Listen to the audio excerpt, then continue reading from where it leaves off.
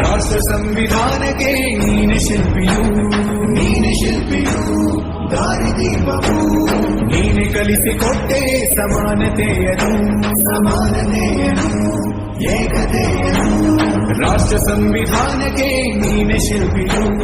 ನೀನೆ ಕಲಿಸಿಕೊಟ್ಟೆ ಸಮಾನತೆಯನು ನಿನ್ನ ಲೇಖನಿಯ ಬರಹ ದೇಶ ಕಚ್ಚನೆ ಒಂದು ಮಾತು ಕೂಡ ಭೀಮ ಗರ್ಜನೆ ನಾಯಕ ನೀನು ಭೀಮರ ಮಹಾನಾಯಕ ನೀನು ಭೀಮರ ನಾಯಕ ನೀನು ಭೀಮರ ಮಹಾನಾಯಕ ನೀನು ಭೀಮರ ನೊಂದ ಜನರಿಗೆ ನೀ ದೇವರೋ ಜಗ ಹೇಳಿದೆ ಜೈ ಭೀಮರ